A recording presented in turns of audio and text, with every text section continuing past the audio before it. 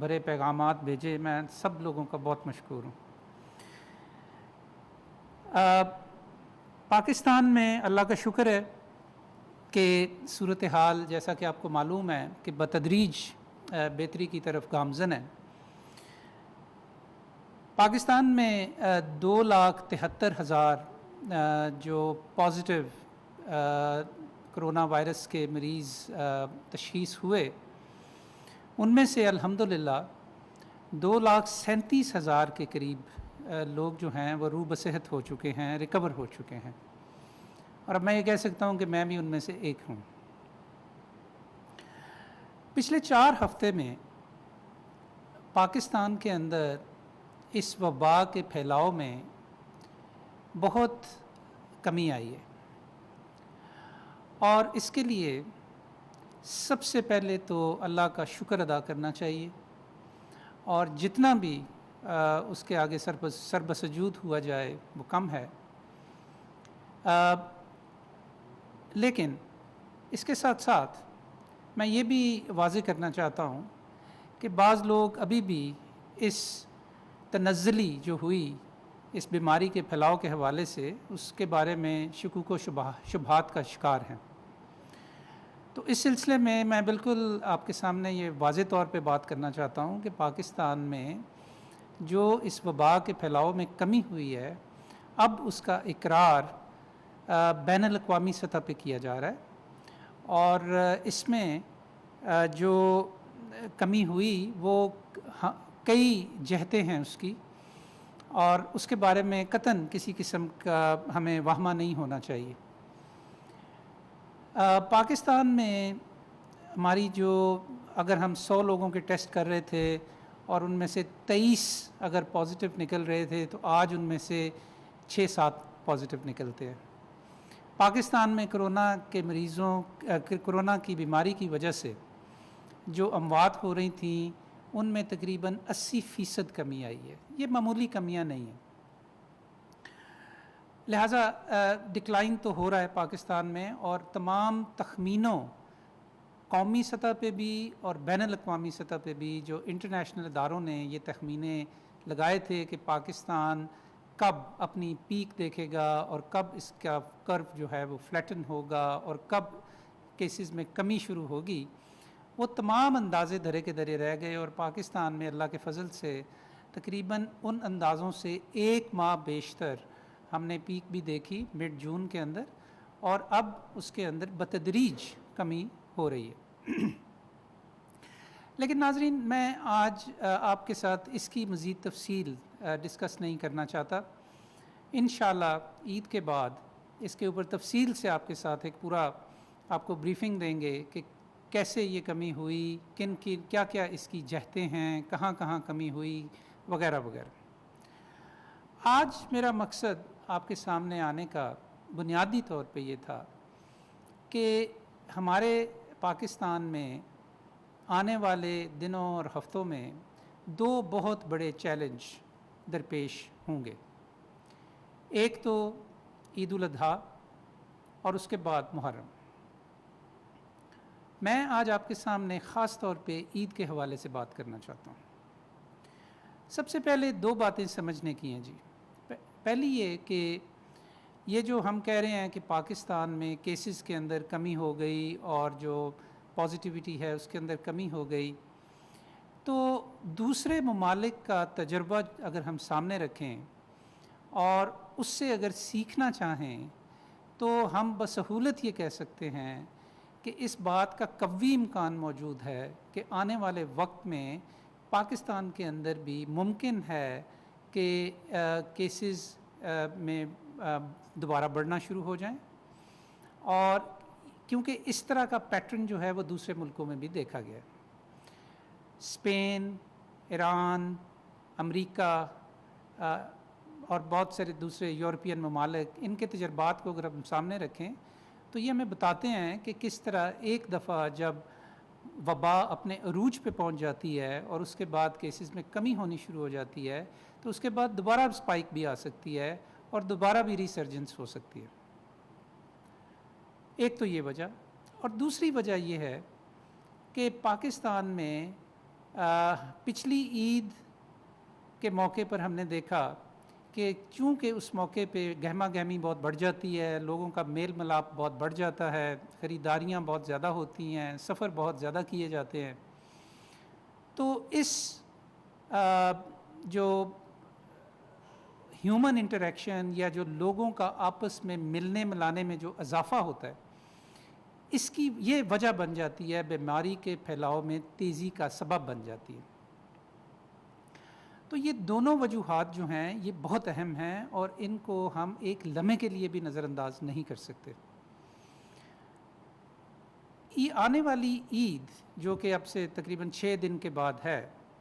ایک ایسا ہی موقع ہے کہ جس کو ہمیں انتہائی ذمہ داری کے ساتھ،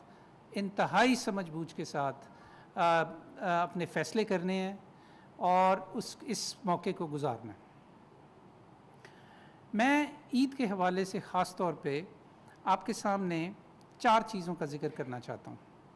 لیکن اس سے پہلے آپ کو یہ بھی بتانا چاہتا ہوں کہ پچھلی عید کے تجربے کو سامنے رکھتے ہوئے اس عید پہ ہم نے بہت پہلے سے تیاری شروع کی۔ تمام علماء سے ہم نے اس کے اوپر مشاورت کی۔ ہماری جو مذہبی امور کی منسٹری ہے، جو منسٹر صاحب ہیں، جو ہمارے وزیر داخلہ ہیں، میں خود ایک کمیٹی بنی، اس کا حصہ بنے، اور بہت سوچ بچار کے بعد، مشوروں کے بعد صدر مملکت خود اس میں شامل ہوئے اور ہم نے بہت تفصیلی، جس قدر تفصیلی ممکن ہے وہ ایس او پیز بنائے ہیں، اور اس کے بعد پچھلے کئی ہفتوں پر محیط ہم نے اپنی صوبائی جو لیڈرشپ ہے ان کے ساتھ اس کے اوپر مشورے کیے اور ان کے ساتھ مل کے ایک قومی سطح پہ حکمت عملی اپنائی گئی کہ جس کے تحت اس عید کو گزارا جائے گا۔ اس عید میں چونکہ قربانی ایک بنیادی عنصر ہے، تو لہٰذا وہ بہت اہم ایک ایکٹیویٹی ہے کہ جس کے بارے میں ہمیں خصوصی طور پہ سوچ بچار کرنا تھی۔ تو اس عید کے حوالے سے اگر ہم اپنے تمام سوچ بچار کو یا تمام جو ایکٹیویٹیز ہوتی ہیں ان کو سامنے رکھتے ہوئے دیکھیں تو 4 ایسے گروپس بنتے ہیں یا 4 ایسی چیزیں ہیں کہ جن کے اوپر خصوصی توجہ کی ضرورت ہے۔ سب سے پہلے مویشیوں کی خرید و فروخت ہوتی ہے، بکرے، گائیاں، اونٹ، اور ان کے لیے منڈیاں لگائی جاتی ہیں۔ تو سب سے پہلے تو اس سلسلے میں یہ فیصلہ کیا گیا کہ اس عید پہ شہروں کے اندر کسی قسم کی بھی منڈیاں لگانے کی اجازت نہیں دی جائے گی۔ آپ نے دیکھا ہوگا کہ عید کے قریب جب پہنچتے ہیں آج کل کے دنوں میں، تو بڑے شہروں کے اندر چھوٹی چھوٹی منڈلیاں لگ جاتی ہیں جہاں لوگ اپنی بکریاں اور جو جانور ہیں ان کو بیچنے کے لیے چھوٹے چھوٹے اپنے سسٹم بنا لیتے ہیں۔ تو اس کی قطعاً اجازت نہیں دی جا رہی اس دفعہ، بلکہ اس کے برعکس شہروں سے بہت باہر، جتنا باہر ممکن ہو، منڈیوں کی اجازت ہے۔ اور اس میں بھی پھر یہ قدغن لگائی گئی کہ اگر بہت بڑی منڈیاں پہلے لگتی تھیں تو ان کو چھوٹی چھوٹی منڈیوں کے اندر بانٹا جائے، اور جتنی زیادہ منڈیاں اور جتنی شہر سے دور منڈیاں لگائی جائیں اتنا بہتر۔ پھر ان منڈیوں کے اندر کس طریقے سے خرید و فروخت ہوگی، لوگ کیسے آئیں گے، وہ اپنے ایس او پیز کا کیسے خیال رکھیں گے، وہاں پہ ان کو ماسک فراہم کیا جائے گا، وہاں پہ سینیٹائزرز فراہم کیے جائیں گے، وغیرہ وغیرہ۔ تو اس کی بہت ساری تفصیل جو ہے وہ ایس او پیز کے اندر صوبائی سطح پہ اب اس کا نفاذ کیا جا رہا ہے۔ اس میں جو ہم بار بار پہلے بھی 5 چیزیں کہتے رہے ہیں، وہی میں آپ کے سامنے دوبارہ دہرانا چاہوں گا کہ ان منڈیوں میں جب آپ خرید و فروخت کے لیے تشریف لے جائیں تو ایک تو ماسک پہنیں، دوسرے لوگوں سے محفوظ فاصلے پہ رہیں، اپنے ہاتھ بار بار دھوئیں، بوڑھوں کو اور بیماروں کو اپنے ساتھ اور بچوں کو ساتھ لے کر نہ جائیں۔ جی، پھر جو دوسری بہت اہم چیز ہے وہ یہ ہے کہ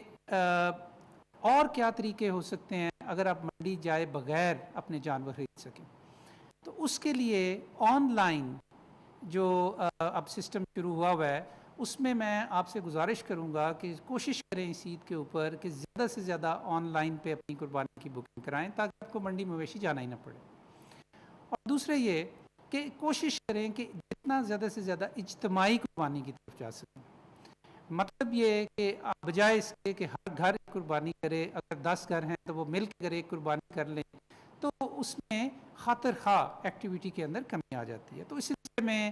آپ کے علاقوں میں مدرسے ہیں، مسجدیں ہیں، سماجی ادارے ہیں، تو آپ ان کے ساتھ رابطہ کر سکتے ہیں. دوسرا جو بہت بڑی امپورٹنٹ چیز ہے اس میں وہ ہے نماز. نماز کی ادائیگی عید کے پہ بڑی ضروری ہوتی ہے، سمجھی جاتی ہے. اس کے لیے بہت ضروری ہے کہ ہم نے جو عید الفطر پہ پیس بنائے تھے عید کی ادائیگی کے نماز کی ادائیگی کے لیے، انہی کو ہم اس کا بھی ان کے اوپر عمل کریں. اگین اس کے 20 نکات ہیں، میں ہر نقطہ تو آپ کے سامنے بھی وقت کی قلت کی وجہ سے نہیں رکھ سکوں گا، لیکن اس میں بھی بنیادی وہ اصول ہیں کہ جن کو ہم نے اپنانا ہے. ماسک پہننا ہے، ڈسٹنس رکھنا ہے، بوڑھوں بچوں کو جانے کی ضرورت نہیں ہے عید کی نماز کے لیے، وہ گھر پہ ادا کر سکتے ہیں اذان کے ساتھ. اور باقی کئی اس کے اندر مخصوص نکات ہیں کہ جن کے اوپر عمل پیرا کرنا بہت ضروری ہے. تیسری جو چیز ہے وہ قربانی کا عمل جو ہے اس پہ گھروں کے اندر قربانی کے اوپر گو کہ پابندی تو نہیں لگائی گئی، لیکن جیسا کہ میں نے پہلے عرض کیا، ہم نے کوشش یہ کی ہے کہ ہم آپ کو اس چیز کے اوپر قائل کر سکیں کہ آپ جتنا زیادہ سے زیادہ اجتماعی قربانی کریں اتنا بہتر. اور اگر گھر میں قربانی ہو بھی تو اس کو اس طریقے سے کریں کہ وہاں پہ زیادہ لوگوں کا جمگٹا نہ لگے. اور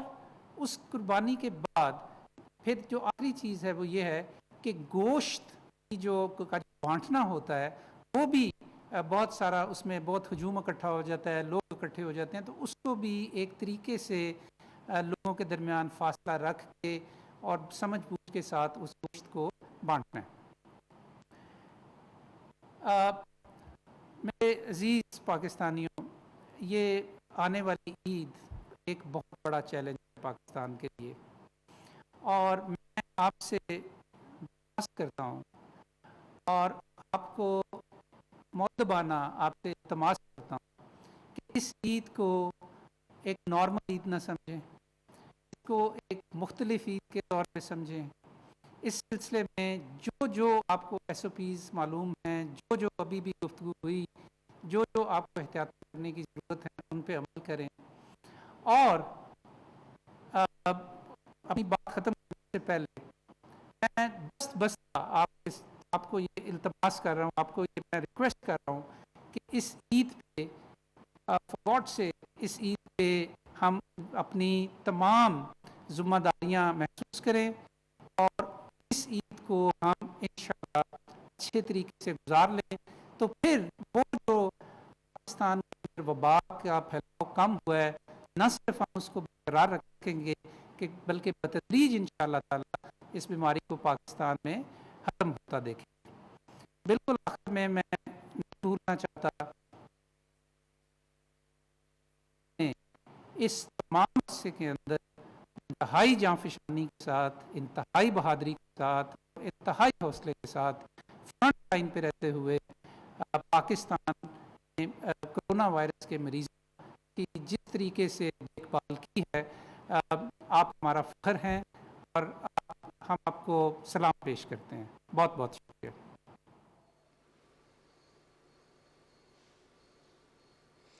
معاون خصوصی صحت ڈاکٹر ظفر مرزا اسلام آباد میں میڈیا سے گفتگو کر رہے تھے. انہوں نے کہا کہ جن لوگوں نے بھی ان کے لیے دعائیں کی، نیک تمناؤں کا اظہار کیا، کرونا وائرس سے صحت یاب ہونے کے لیے ان کا شکریہ ادا کرتا ہوں. پاکستان میں کرونا وائرس کے حوالے سے صورتحال بتدریج بہتر ہو رہی ہے، بہتری کی طرف گامزن ہے، لیکن ابھی بھی احتیاط کا دامن ہم نے ہاتھ سے نہیں چھوڑنا ہے. خاص طور پر عید الاضحیٰ کے موقع پر اور محرم الحرام کے موقع پر ایس او پیز پر سختی سے عمل درآمد کرنا ہے. جتنا زیادہ ہم اپنے سوشل کانٹیکٹس کو محدود رکھ سکتے ہیں اتنا ہی جلد ہم کرونا وائرس کی وبا سے، اس مرض سے باہر نکل سکتے ہیں. ناظرین، آپ ہمارے ساتھ رہے، آپ کا بہت شکریہ.